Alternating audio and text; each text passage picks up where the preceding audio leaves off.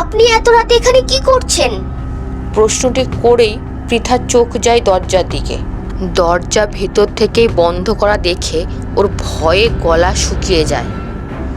কোনো রকমের শুকনো ঢোক গিলে ও কাঁপা কাঁপা গলায় আবারও প্রশ্ন করে, দরজা তো ভেতর থেকে বন্ধ করা, তাহলে আপনি ভেতরে ঢুকলেন কি করে? পৃথা কলকাতার একটা প্রাইভেট কোম্পানিতে চাকরি করে। ও কোম্পানির একজন কলিগের সাথে রুম শেয়ার করে ভাড়া থাকে। ওর নিজের বাড়ি নামখানায়। ওখানে ওর বাবা মা আর ভাই থাকে। পৃথা প্রত্যেক মাসে শনিবার হাফবেলা কাজ করে ট্রেন ধরে বাড়িতে আসে। রবিবার থেকে সোমবার ভোরের ট্রেন ধরে কলকাতায় ফিরে আসে। 2 মাস কাজের প্রচুর চাপ থাকায় ও বাড়িতে আসতে পারেনি। তাই ও 4 দিনের ছুটি নিয়ে বাড়ি আসে। প্রথম 2 দিন ও ঘুমিয়েই কাটিয়ে দেয়। 3 দিনের দিন পৃথা ঠিক করে বকখালির সমুদ্র থেকে ঘুরে আসবে। তাই ও দুপুরে খাওয়া দাওয়া করে বেরিয়ে পড়ে। পৃথা 45 মিনিটে বকখালি পৌঁছে যায়। ওখানে পৌঁছে ওর মনটা বেশ ফুরফুরে হয়ে যায়। কি সুন্দর হাওয়া বইছে। শরীরের সমস্ত ক্লান্তি এক ঝটকায় বাতাসের সাথে উড়ে যায়। পৃথা চেয়ারে বসে সামনের দৃশ্য উপভোগ করছিল। সেই সময় একজন সাইকেলে করে ঘটি গরম নিয়ে আসে। ও 20 টাকার ঘটি গরম কিনে খেতে খেতে চারিদিকের সৌন্দর্য উপভোগ করতে লাগলো। আস্তে আস্তে সন্ধে হয়ে আসে। পৃথা ভাবে সামনের দিকটা একটু ঘুরে তারপর বাড়ির দিকে রওনা দেবে। আকাশে খুব সুন্দর চাঁদ উঠেছে। তার আলোয় চারিদিক আলোকিত হয়ে আছে। পৃথা উঠে সমুদ্রের পাড় ধরে এগিয়ে যেতে থাকে। পৃথার বেশ ভালো লাগছে এইভাবে হেঁটে যেতে। ও হাঁটতে হাঁটতে অনেকটা দূরে চলে আসে। হঠাৎ ও খেয়াল করে এতক্ষণ যে চাঁদের আলো ছিল সেটা আর নেই। চারিদিক কেমন অন্ধকারে ছেয়ে গেছে। পৃথা আকাশের দিকে চেয়ে দেখে আকাশ পুরো কালো মেঘে ঢেকে গেছে। ও পিছন ফিরে তাকিয়ে একটু ভয় পেয়ে যায়, কারণ ও অনেকটা দূরে চলে এসেছে। মানুষজনকে সেভাবে দেখা যাচ্ছে না। ও তাড়াতাড়ি পিছন ঘুরে হাঁটা শুরু করে।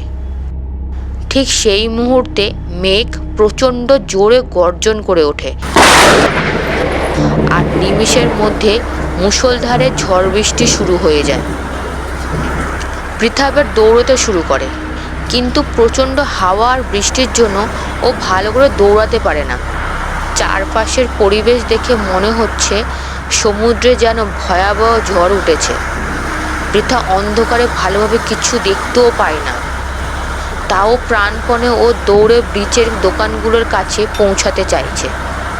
পৃথা দৌড়তে দৌড়তে হঠাৎ হোঁচট খেয়ে পড়ে যায় আর ওর কপাল কিছু একটার মধ্যে খুব জোরে বাড়ি খায়। ঠিক সেই মুহূর্তে একটা জোরে বাজ পড়ে। পৃথা ভয়ে চিৎকার করে জ্ঞান হারায়।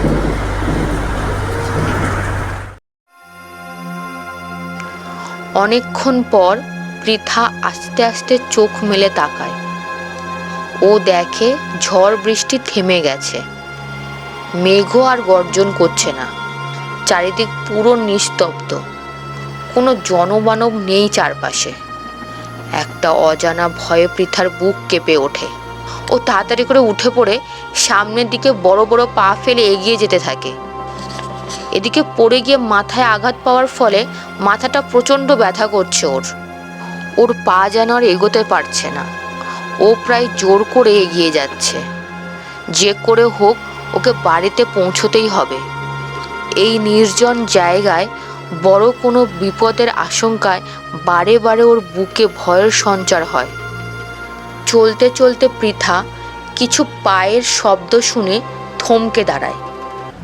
ভয়ে ওর বুক ঢিপ ঢিপ করতে থাকে। ওর সাথে সাথে পায়ের আওয়াজগুলোও থেমে গেছে। ও ভয়ে ভয়ে পিছন ঘুরে তাকায়। তখনই ও দেখে 4 জন ছেলে ওর থেকে কিছুটা দূরে দাঁড়িয়ে আছে। তাদের মুখ চোখে বিশ্রী লালসা ফুটে উঠেছে। পৃথা ভয়ে কাঁপতে শুরু করে। ও কিছুক্ষণের জন্য পাথরের মূর্তির মতো দাঁড়িয়ে থাকে। এবার ছেলেগুলো নিজেদের মধ্যে চোখাচোখি করে ওর দিকে এগিয়ে আসতে থাকে। ওদের এগিয়ে আসা দেখে পৃথা নিজের চেতনা ফিরে পায়। ও এক মুহূর্ত দেরি না করে উল্টো দিক ঘুরে নিজেকে বাঁচাতে প্রাণপণে সামনের দিকে দৌড়ে যায়। পৃথাকে দৌড়াতে দেখে ছেলেগুলো ওর পেছনে দৌড়তে শুরু করে। পৃথা দৌড়তে দৌড়তে পিছন ফিরে তাকাচ্ছে আর বাঁচান বাঁচান বলে সামনের দিকে ছুটে চলেছে। কিন্তু পৃথার আওয়াজ শোনার মতো আশেপাশে তো কেউ নেই। ঝড় বৃষ্টি যখন শুরু হয় তখনই টুরিস্টরা তাদের হোটেলে ফিরে গেছে আর এখানকার স্থানীয় লোকেরা নিজেদের দোকান বন্ধ করে যে যার বাড়ি চলে গেছে। তাই পৃথাকে সাহায্য করার মতো কোনো লোক নেই। পৃথা মনে মনে ভগবানকে ডাকতে ডাকতে দৌড়তে থাকে। ছেলেগুলো প্রায় পৃথার কাছাকাছি চলে এসেছে। পৃথা তখনই একটা পাথরে হোঁচট খেয়ে পড়ে যেতে যাবে, তখনই কেউ একজন ওকে ধরে ফেলে। পৃথা ভয়ে চোখ বন্ধ করে নেয়। ও চোখ বন্ধ করেই বাবা মা আর ভাইয়ের মুখটা মনে করে আর মনে মনে বলে, তোমাদের সাথে আমার আর দেখা হবে না। ওর দু চোখ বেয়ে জল পড়ে। আপনি ঠিক আছেন? পৃথা কথাটা শুনে চোখ খুলে সামনের দিকে তাকায়। একটি ছেলে চিন্তিতভাবে ওর দিকে তাকিয়ে আছে। পৃথা তাড়াতাড়ি নিজেকে সামলে নিয়ে সোজা হয়ে দাঁড়ায়। ছেলেটি আবার জিজ্ঞেস করে, আপনার কোথাও লাগেনি তো? পৃথা কিছু বলতে যাবে তার আগে পেছনে দাঁড়িয়ে থাকা চারজন ছেলের মধ্যে একজন বলে ওঠে, এই যে ভাই, মালটাকে আমাদের হাতে দিয়ে তুই যা এখান থেকে। দাদা, ভদ্রভাবে কথা বলুন, বেশি লেকচার দিস না। চুপচাপ এখান থেকে কেটে পড়, না হলে মেরে হাত পা ভেঙে দেবো। সায়ক পৃথার দিকে তাকিয়ে বলে, আপনি আমার সাথে চলুন, আপনাকে বাড়ি পৌঁছে দেই। পৃথা সায়কের কথায় সায় দিয়ে সামনের দিকে পা বাড়াতে গেলে ছেলেগুলোর মধ্যে একজন এসে পৃথার হাত ধরে। কোথায় যাচ্ছ মামুনি, আমাদেরকে ছেড়ে? পৃথা এক ঝটকায় হাত ছাড়িয়ে নেয়। হাত ছাড়ুন আমার। আরে মামুনি, তোমার তো প্রচুর তেজ আছে। দাঁড়াও, আমরা কমাচ্ছি তোমার তেজ। কথাটি বলে যেই না পৃথার গায়ে হাত দিতে যাবে তখন সায়ক ছেলেটির মুখে একটা ঘুষি মারে। ছেলেটি তাল সামলাতে না পেরে নিচে পড়ে যায়। নিজের নাকে হাত দিয়ে দেখে রক্ত বের হচ্ছে। ও রাগে চিৎকার করে বলে, এই, তোরা দাঁড়িয়ে দাঁড়িয়ে কি দেখছিস? ওকে মেরে ওর হাত পা ভেঙে দে। এরপর সবাই সায়কের উপর একসাথে ঝাঁপিয়ে পড়ে। পৃথা ভয় পেয়ে যায়। সায়ক ওদের চারজনকেই একাই খুব কৌশলে মারতে থাকে। কিছুক্ষণের মধ্যেই ওরা নিচে শুয়ে কাতরাতে থাকে। সায়ক পৃথাকে ওখান থেকে নিয়ে মেন রাস্তার উপর আসে। আপনাকে যে কি বলে ধন্যবাদ দেব ভাবতেই পারছি না। আপনি এত রাতে এখানে একা একা কি করছিলেন? পৃথা সায়ককে সমস্ত ঘটনা খুলে বলে। রাত তো অনেক হয়ে গেছে, এখন কোনো গাড়ি আপনি পাবেন না। তাহলে কি হবে? বাড়িতে বাবা মা তো মনে হয় খুব চিন্তা করছে। বাড়িতে ফোন করে জানিয়ে দিন বৃষ্টির জন্য আপনি বাড়ি ফিরতে পারবেন না। এখন আপনি হোটেলে আছেন, কাল সকালে ফিরবেন। সে নয় ঠিক আছে, কিন্তু এত রাতে কি কোনো হোটেল খোলা আছে? এত রাতে কোনো হোটেলই খোলা নেই। সামনে আমার বাংলো আছে, ওখানে আজ রাত থেকে কাল সকালে ফিরে যাবেন। পৃথা কি করবে ভেবে পায় না। অজানা একটা মানুষের সাথে তার বাড়ি যাবে ভেবেই ওর কেমন ভয় ভয় করতে থাকে। তবে এত রাতে ফাঁকা রাস্তায় থাকাও যে বিপজ্জনক সেটাও ও বুঝতে পারে। সায়ক যেন পৃথার মনের কথা বুঝতে পেরে বলে ওঠে, আপনি শুধু শুধু ভয় পাবেন না, আমার সাথে গেলে আপনার কোনো ক্ষতি হবে না, এইটুকু ভরসা করতে পারেন। পৃথা কিছু না বলেই চুপ করে দাঁড়িয়ে থাকে। ওকে দাঁড়িয়ে থাকতে দেখে সায়ক আবার বলে, দেখুন, এইভাবে রাস্তায় দাঁড়িয়ে থাকা কিন্তু ঠিক না, আবার কোনো বিপদ আসতে পারে। আপনি প্লিজ আমার সাথে চলুন। পৃথাও আর আপত্তি না করে সায়কের সাথে যেতে রাজি হয়ে যায়। হ্যাঁ চলুন। ওরা দুজনেই নীরবে পাশাপাশি হাঁটতে থাকে। কিছুক্ষণ হাঁটার পর সায়ক নীরবতা কাটিয়ে নিজের পরিচয় দেয়। এই দেখুন, আমরা সেই কখন থেকেই হেঁটে চলেছি, কিন্তু এখনো কারোর নামই জানলাম না। পৃথা একটু হেসে বলে, আমার নাম পৃথা। আর আপনার? আমি সায়ক। দেখুন কথা বলতে বলতে বাড়িতে চলে এসেছি। পৃথা সামনের দিকে তাকায়। চারিদিকে তেমন আলো না থাকায় ভালো করে কিছু দেখা যাচ্ছে না। পৃথা, আপনি আস্তে আস্তে আমার পিছনে আসুন। পৃথা সায়কের কথা মতো ওর পেছন পেছন যেতে থাকে। পৃথা অন্ধকারে বুঝতে পারে একটা রাস্তা দিয়ে যাচ্ছে ওরা। তারপর ওরা দুজনেই থামে। রাস্তার দূরে মৃদু আলোতে একটা দরজা দেখতে পায়। সায়ক কাউকে ডাকতে ডাকতে দরজা খুলতে বলে। মাসিমা, ও মাসিমা, ঘুমিয়ে পড়লে নাকি? তাড়াতাড়ি দরজা খোলো, দেখো তোমার বাড়িতে নতুন অতিথি এসেছে। বেশ কিছুক্ষণ পর দরজা খোলার আওয়াজ হয়। তারপর দরজাটা আস্তে আস্তে খুলে যায়। পৃথা দেখে একজন বয়স্ক মহিলা ওদের সামনে দাঁড়িয়ে আছেন। দেখেই বোঝা যাচ্ছে উনি ঘুম থেকে উঠে এসেছেন। উনি পৃথার দিকে অবাক দৃষ্টিতে তাকিয়ে থাকেন। মাসিমা, তুমি কি আমাদের এইভাবে বাইরে দাঁড় করে রাখবে, নাকি ভেতরেও ঢুকতে দেবে? কি যে বলো দাদা বাবু, তোমাকে ভেতরে ঢুকতে দেব না তা কি কখনো হয়? এটা তো তোমারই বাড়ি। তা তোমার সঙ্গে এই মাটি কে?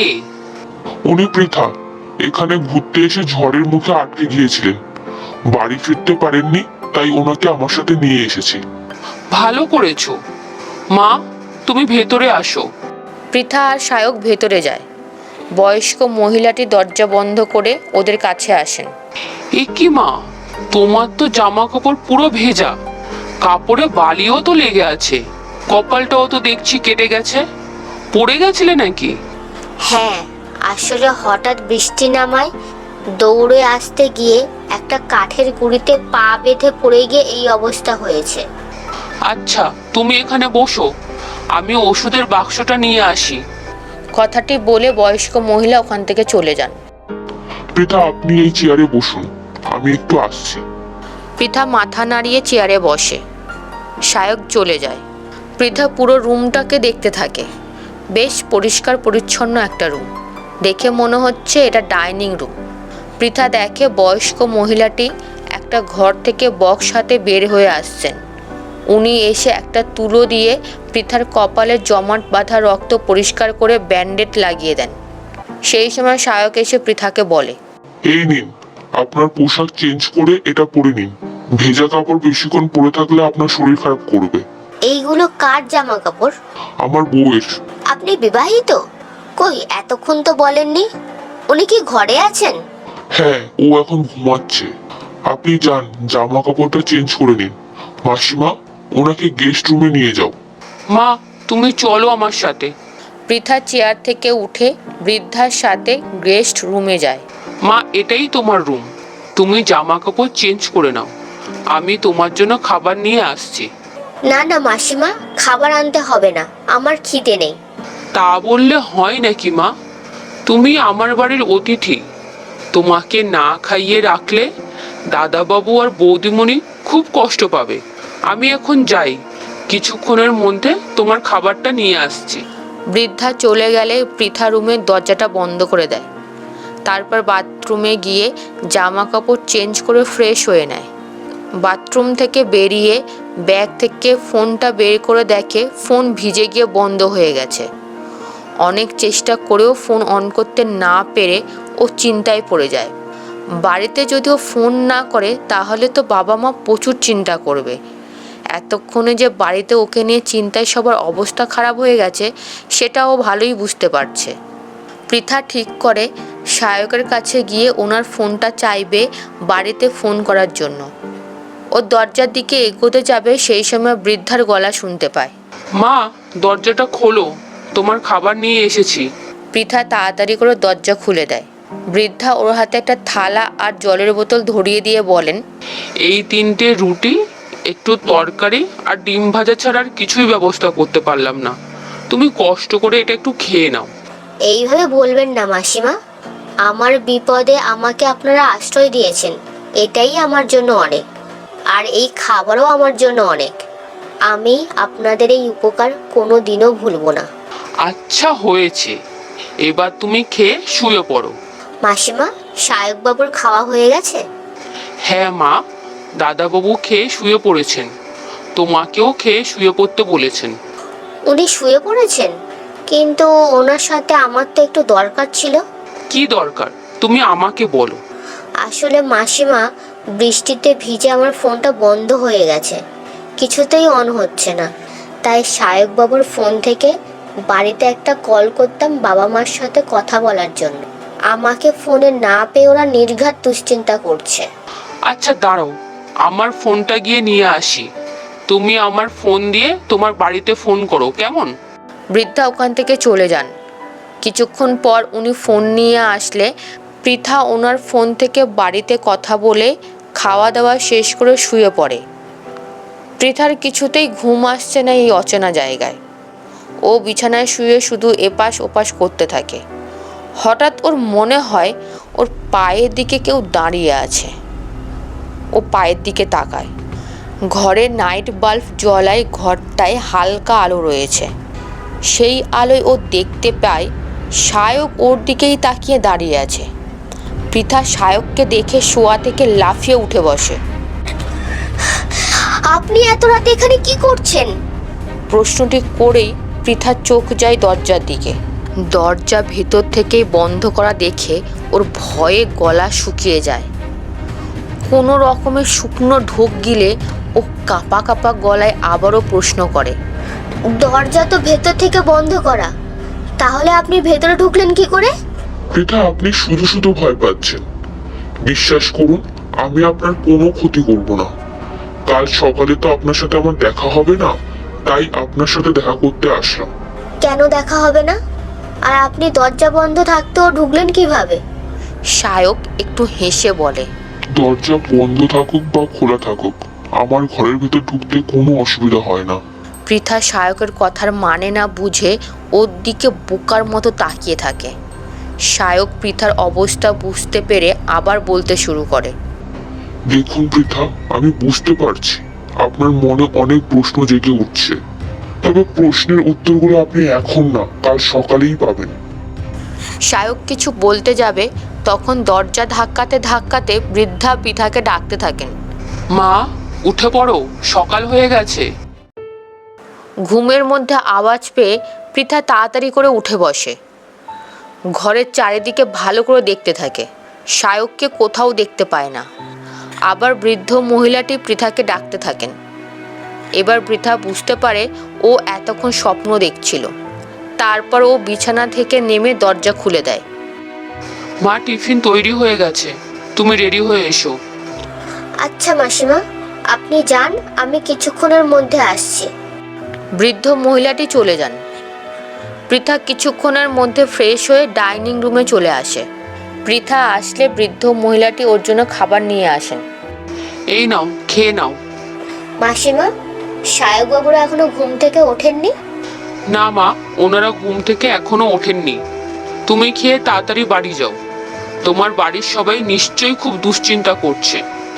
হ্যাঁ, সে তো চিন্তা করছেই, কিন্তু আমি ওনাদের সাথে না দেখা করেই চলে যাব?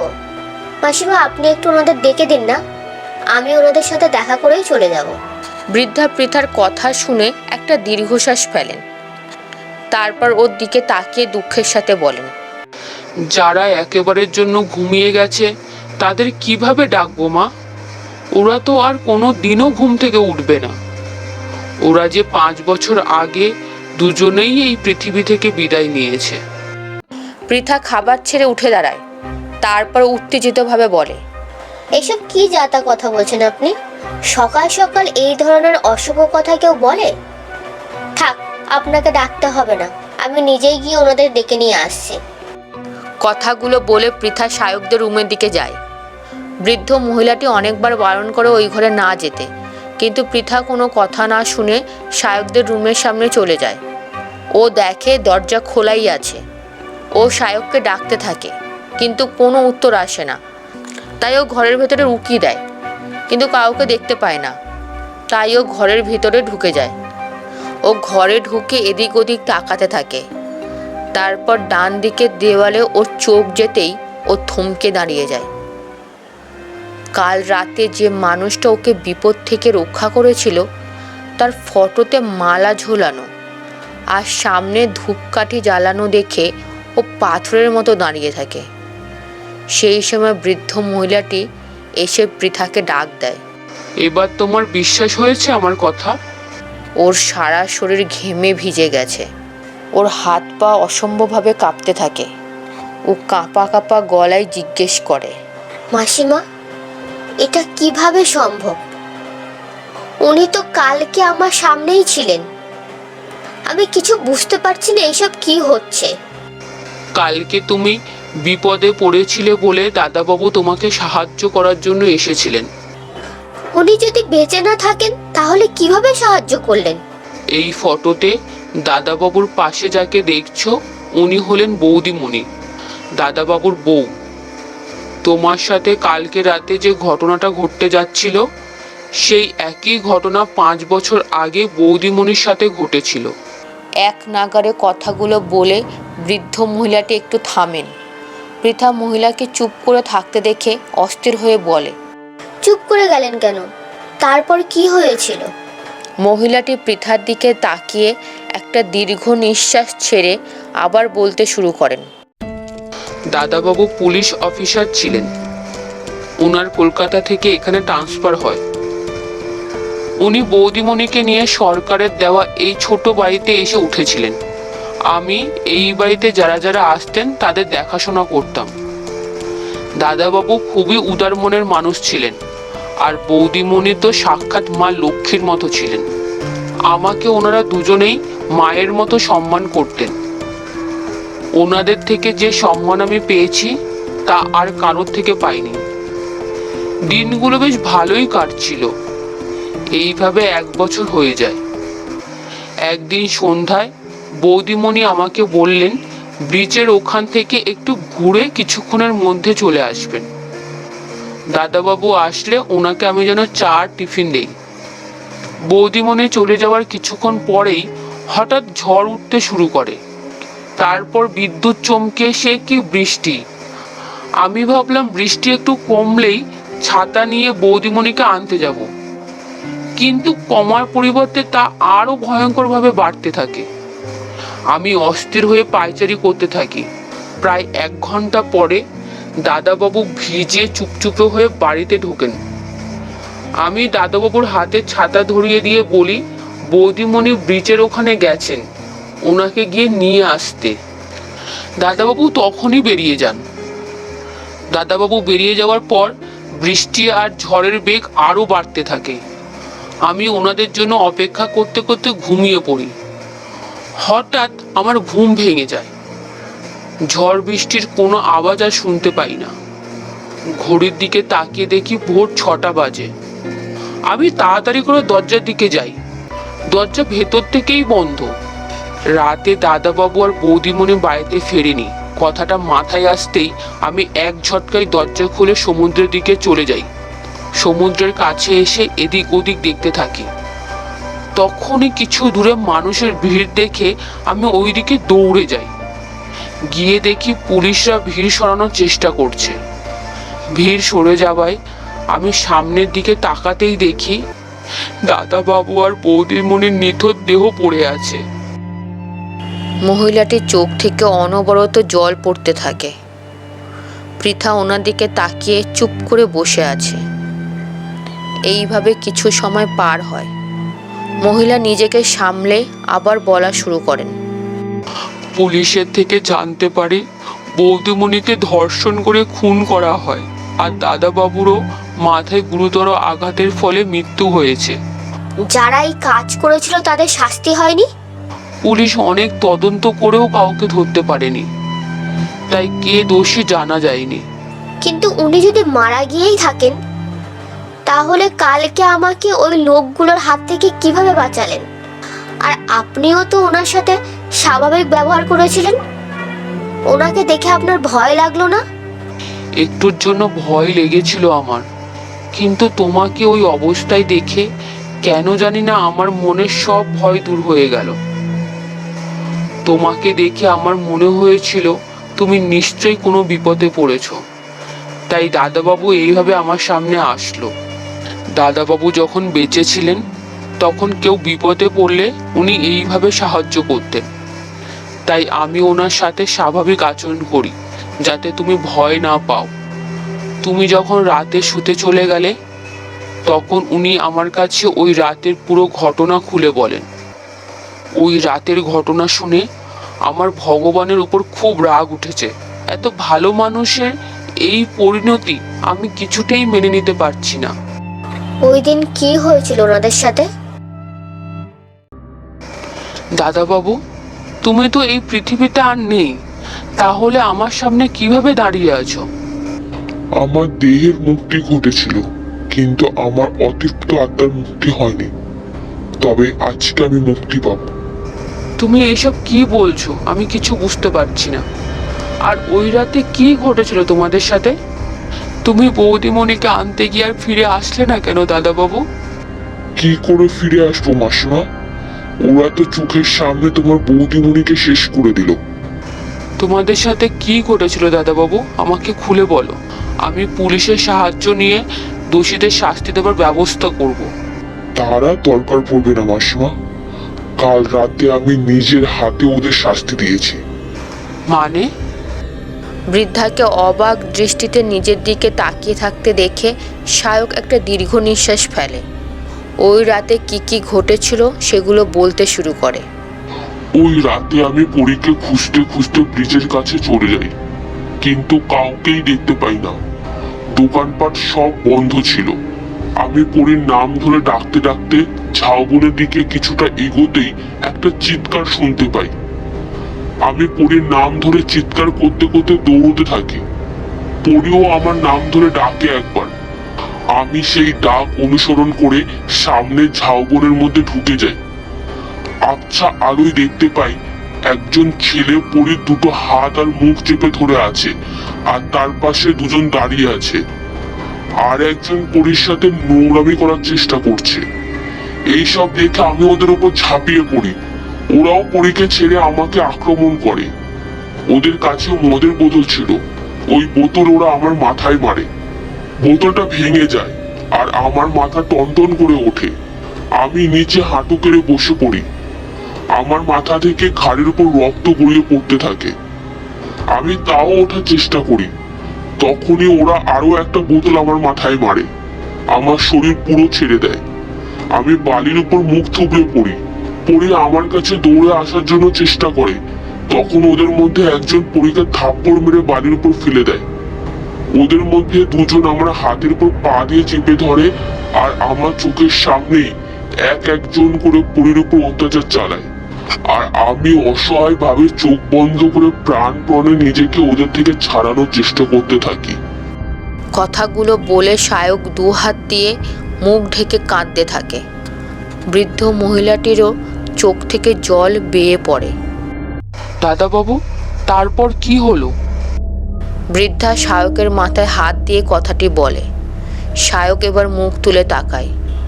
এবার তার চোখে মুখে রাগ ফুটে ওঠে। ওরা আমারই সামনে ভাঙা বোতল পরীর পেটে ঢুকিয়ে খুন করে। পরে এতটুকুও চিৎকার করে না। ও কেবল আমার দিকে একভাবে তাকিয়ে থাকে। আর আমিও তখনই মনে মনে প্রতিজ্ঞা করে নিয়েছিলাম, ওদেরকে এর থেকেও ভয়ানক মৃত্যু দেব। পরীকে মেরে ওরা আমার মাথায় ভারী কিছু দিয়ে আবারও আঘাত করে। সাথে সাথে আমারও মৃত্যু হয়। তোমরা আমার দেহ পুড়িয়ে দিয়েছিলে ঠিকই, কিন্তু আমার অতৃপ্ত আত্মার মুক্তি হয়নি। আমি আমার পরীর মৃত্যুর প্রতিশোধ নিতে চেয়েছিলাম, আর আজকে সেই প্রতিশোধ নিতে আমি সফল হয়েছি। তুমি ওই 4 জন ছেলেকে তাহলে মেরে ফেলেছো? হ্যাঁ, পৃথার সর্বনাশ করার জন্য যে 4 জন লোক ওর পেছনে পড়েছিল, ওরাই সেই লোক। কিন্তু তুমি এতদিন কেন মারোনি? ওই ঘটনার পর ওরা এখান থেকে পালিয়ে গিয়েছিল, তাই আমি ওদের শাস্তি দিতে পারিনি। আজকে ওরা নিজেদের মৃত্যু নিজেই ডেকে এনেছিল। তুমি ওদের সাথে কি করেছো দাদাবাবু? ওদের শরীরের একটা অঙ্গ কেটে কেটে আলাদা করে দিয়েছি আমি, আর সেগুলোকে এদিক ওদিক ছুঁড়ে ফেলেছি। পৃথা এতক্ষণ পাথরের মূর্তির মতো বৃদ্ধার কথাগুলি শুনছিল। হঠাৎ বৃদ্ধার কান্নার আওয়াজ কানে আসতে ও বৃদ্ধার দিকে তাকায়। তারপর ও সায়ক আর পরীর ফটোর কাছে গিয়ে বলে, আপনি বেঁচে না থেকেও আমাকে ওই জঘন্য মানুষদের হাত থেকে বাঁচিয়েছেন। আমি আপনার কাছে সারা জীবন কৃতজ্ঞ থাকব। আপনি আর আপনার পরি যেখানে থাকুন খুব ভালো থাকুন। কথাগুলো বলতে বলতে পৃথার চোখ থেকে জল গড়িয়ে পড়ে। পৃথা চোখের জল মুছে বৃদ্ধার কাছে গিয়ে ওনার হাত ধরে বলে, আপনার কাছেও আমি চিরকৃতজ্ঞ। আপনাদের ঋণ কখনো শোধ করতে পারবো না। আমাকে এবার বাড়ি ফিরতে হবে। আপনি নিজের খেয়াল রাখবেন মাসিমা।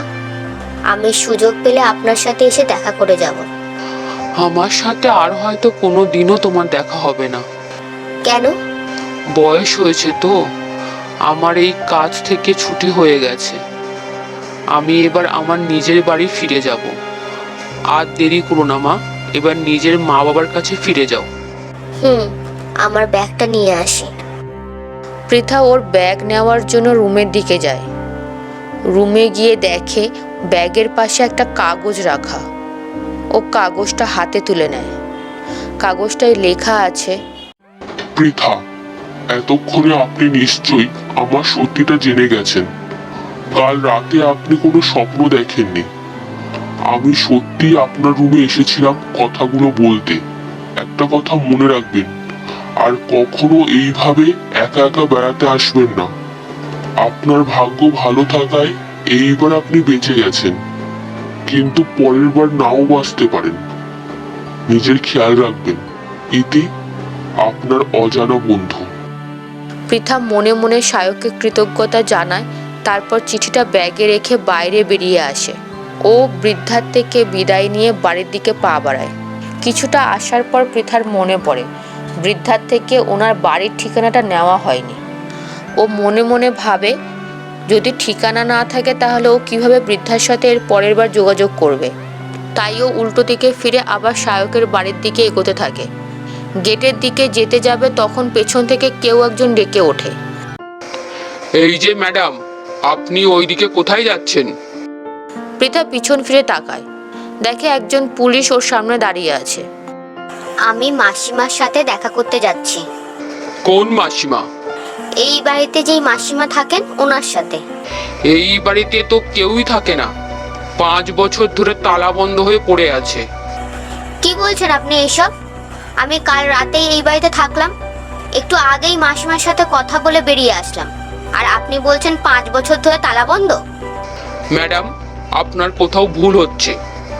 এই বাড়িতে কারোর পক্ষে থাকা সম্ভব না। আপনি এখান থেকে যান। আমি মাসিমার সাথে দেখা না করে কোথাও যাব না। কথাটি বলেই পৃথা বিরক্ত হয়ে পিছনে ফিরে গেটের দিকে পা বাড়াতে গিয়ে থমকে যায়। ও অবাক হয়ে সামনের দিকে তাকিয়ে থাকে। কিছুক্ষণ আগেও যে বাড়িটা পরিষ্কার পরিচ্ছন্ন ছিল সেটা কিছুক্ষণের মধ্যে এইভাবে অপরিষ্কার কিভাবে হলো ও সেটা ভেবে পায় না। গেটে একটা মরচে পড়া তালা ঝোলানো, আর উঠোনটা জংলি গাছে ছেয়ে গেছে। বাড়িটা তো প্রায় ভেঙেই পড়ার মতো অবস্থা হয়েছে। পৃথা প্রায় অবাক হয়েই বলে ওঠে, এটা কিভাবে সম্ভব? আমি তো একটু আগেও কি সুন্দর বাড়ি দেখে গেলাম। মাসিমাই বা কোথায় গেল? আমি তো বললাম 5 বছর ধরে তালা বন্ধ। 5 বছর আগে এখানে আমাদের থানারই একজন স্যার তার ওয়াইফকে নিয়ে থাকতেন, আর একজন বয়স্ক মহিলা দেখাশোনা করতেন। তবে একদিন ভোরবেলা স্যার আর ওনার ওয়াইফের মৃতদেহ ঝাউবনের ওখানে পাওয়া যায়। আগের রাতে প্রচণ্ড ঝড় বৃষ্টি আর বাজ পড়েছিল। বৃদ্ধ মহিলাটি মনে হয় কোনো কারণে ঘর থেকে উঠোনে বেরিয়েছিলেন। বাজ পড়ে ওনার মৃত্যু হয়। তারপর থেকে এই বাড়িতে যারা থাকতে এসেছে ভূত আছে বলে পালিয়ে গেছে। তাই এই ঘরটি তালাবন্ধ হয়ে পড়ে আছে। কথাগুলো শুনে পৃথার কিছুক্ষণ আগে বৃদ্ধার কথাটি মনে পড়ে যায়। আর কোনো দিনও ওনার সাথে দেখা হবে না।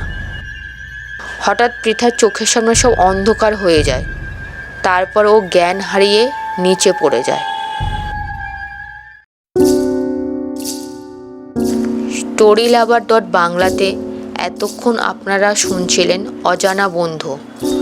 গল্পটি ভালো লাগলে চ্যানেলটিকে সাবস্ক্রাইব করে আমাদের পাশে থাকবেন।